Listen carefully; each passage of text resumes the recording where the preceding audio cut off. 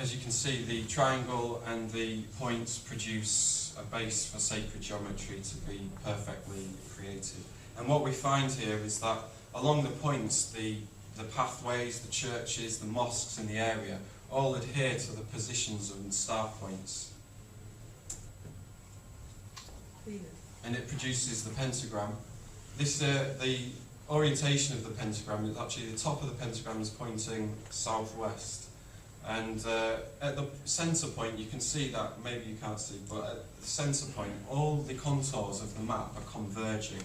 And this is indicating where there is an energy vortex, where the surrounding topography and the energy is all at one and it's been moulded.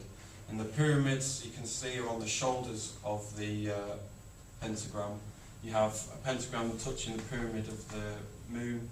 You also have the bottom of the bottom pyramid triangle touching Temple of Mother Earth there, indicating it's an important site in the area.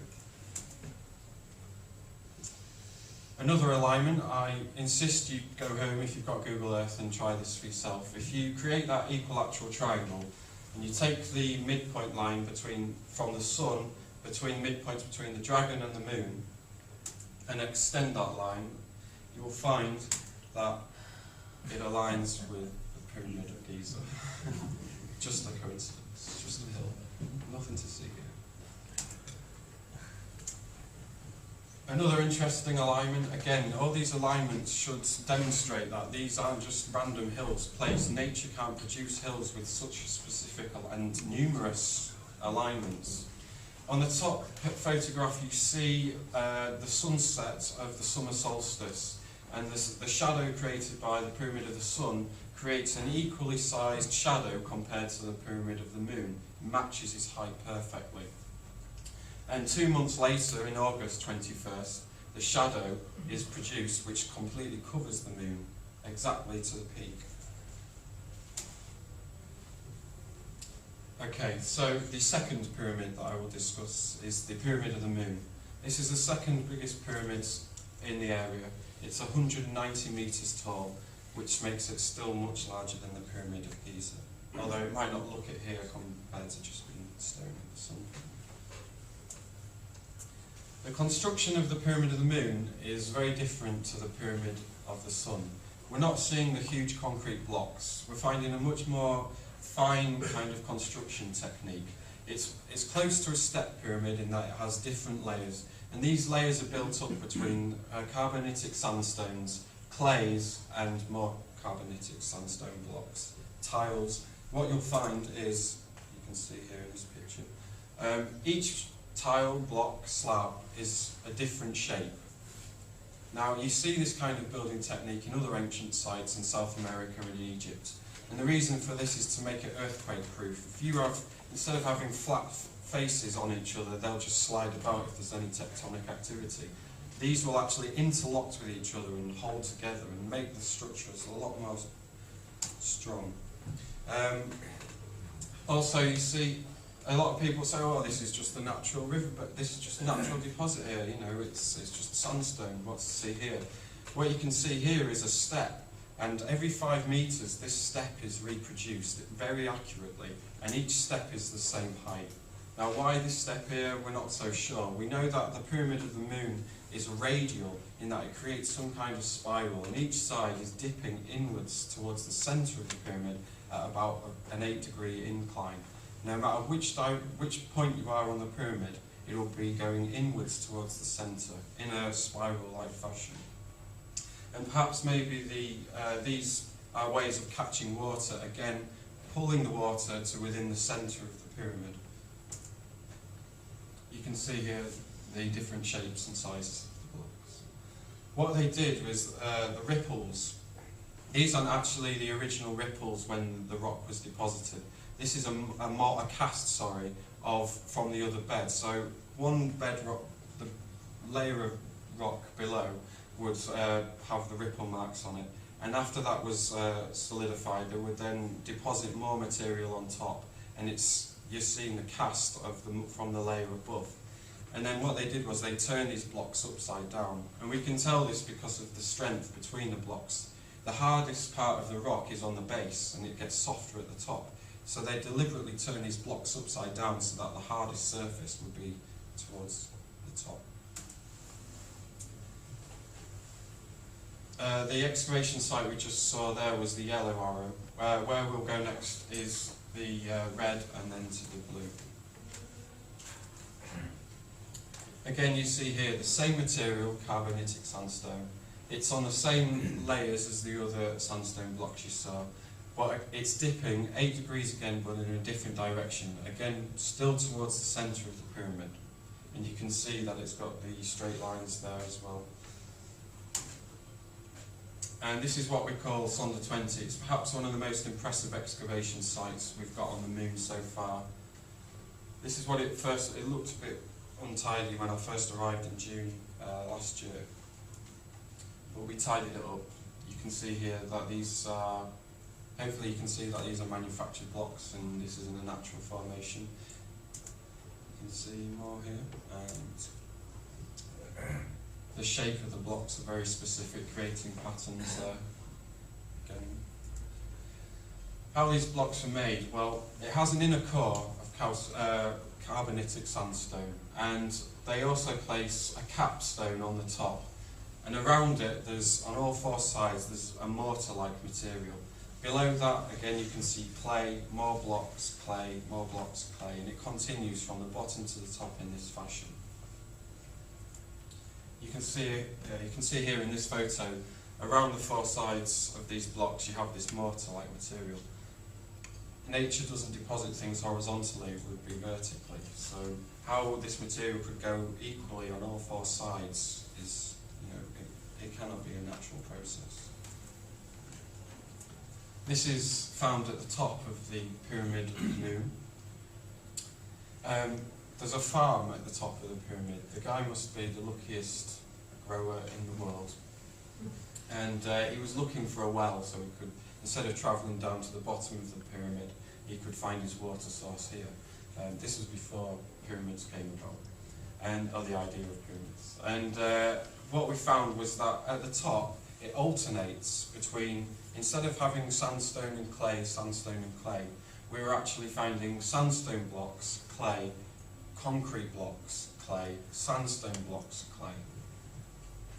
The composition had changed. You can see the well goes down about 10-12 metres. You can see in the top right the changes between the blocks and the clay layers in between.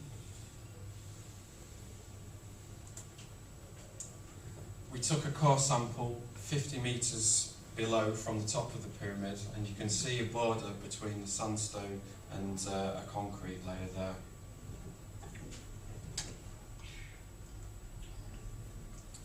Another structure just outside of the Valley of the Pyramids is a tumulus called Ratnitsa.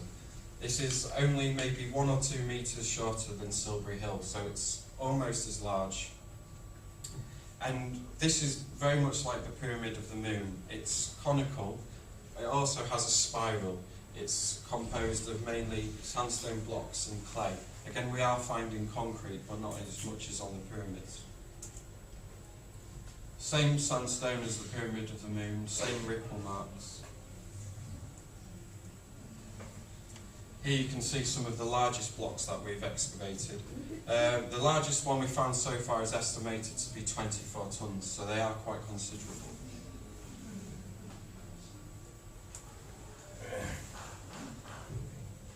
Okay, no excavations have been carried out on this structure so far. This is Temple of Mother Earth. It's a very unusual shape.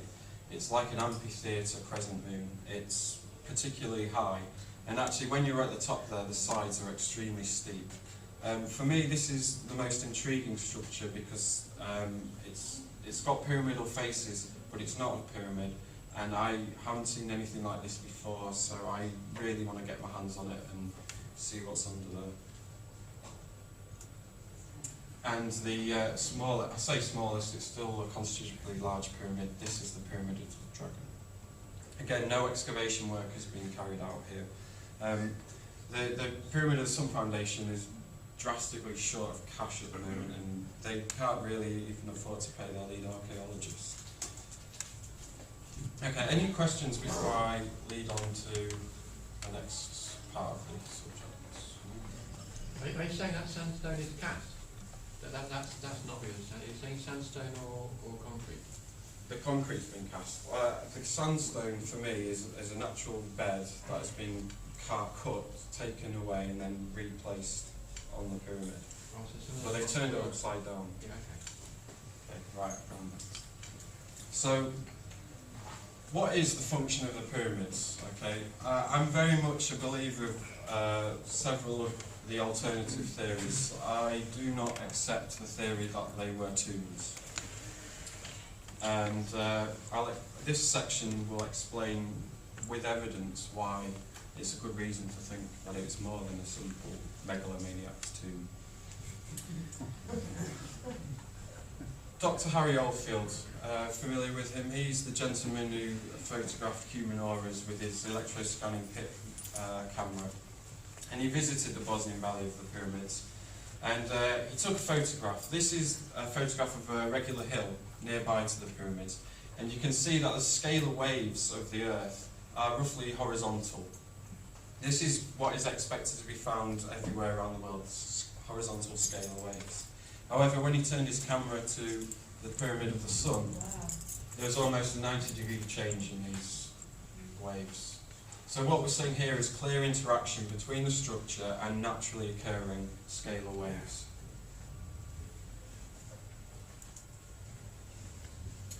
So orgon, this is essentially one of the functions of the pyramid. Every ingredient in an orgon device is found in the pyramid. You have crystalline structure, you have conductive material, and you have an insulative material.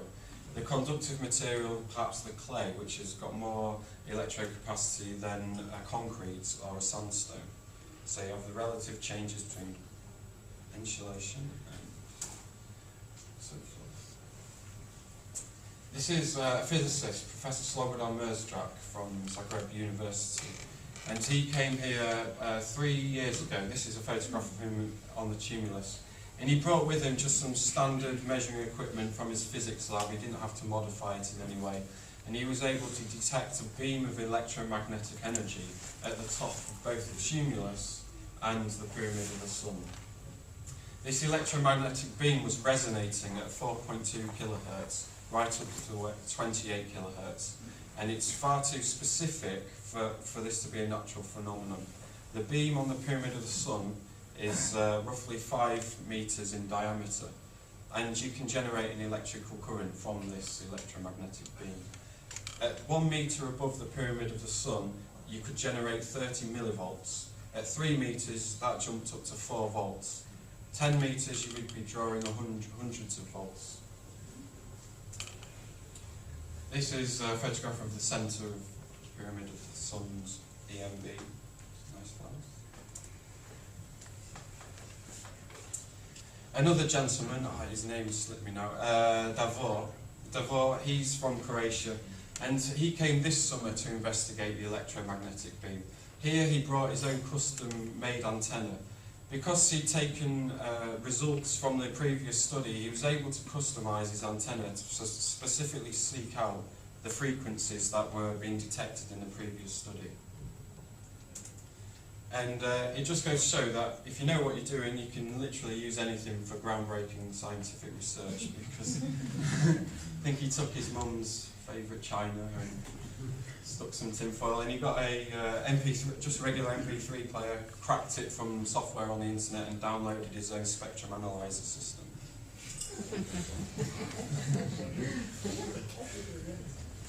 And we repeated the experiment. We took it to the Pyramid of the Sun and the tumulus, and the electromagnetic beam was present. And we actually got some very interesting results. The electromagnetic beam was actually jumping between frequencies. And Davor has some interesting theories as to the reason why this is and what its function is, which I can discuss in a moment. Also, you see team members of SBRG, which is an Italian research group.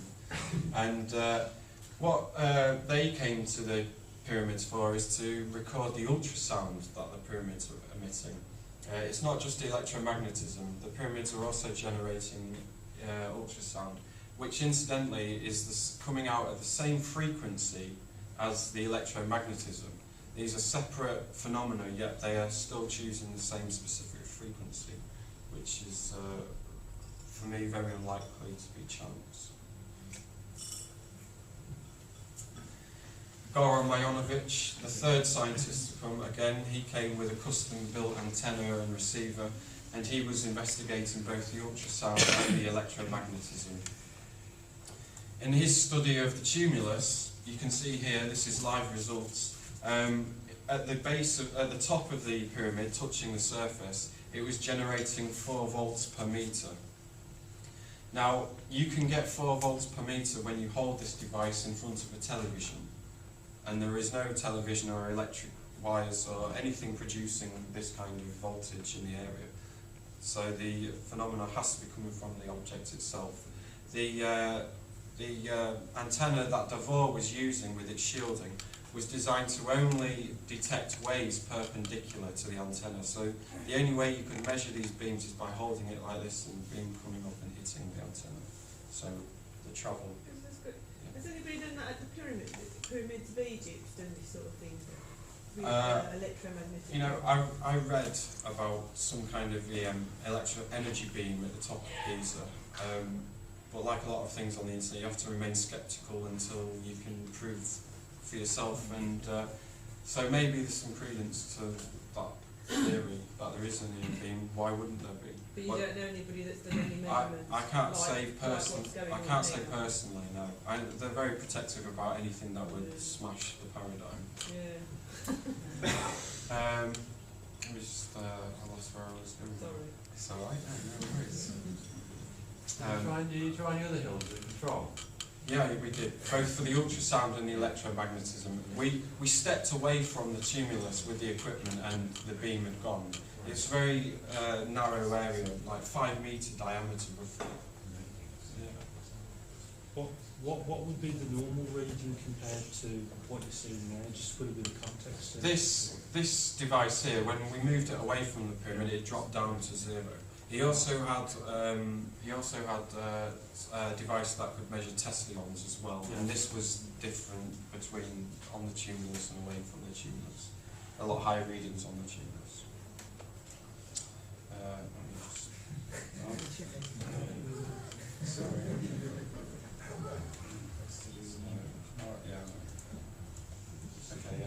So this is another investigate. I have got the sounds afterwards. If you want to hear the sounds of the pyramids, come and ask me and we can try and play them. But we also recorded ultrasound and infrasound inside the tunnels underneath the pyramids. The tunnels I'll get onto in a moment's time. And we used top of the range Sennheiser mic and digital recording software and computer analysis. In fact, the tunnels are so quiet that we had to use a computer to remove the sound of the microphone because it was picking up the electrical circuits. I think we'll take a break now and we'll come back in a moment's time. Right, we have 20 minutes.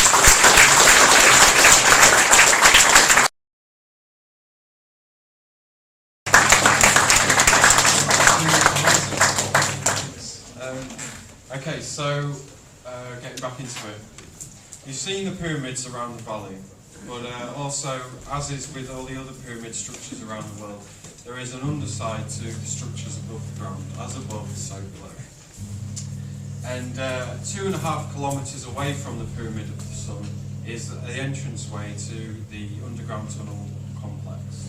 The tunnels run for hundreds of kilometres because, as you'll see in a moment, there are literally dozens and dozens and dozens of different routes to take. It's a kind of like labyrinth when we get in there.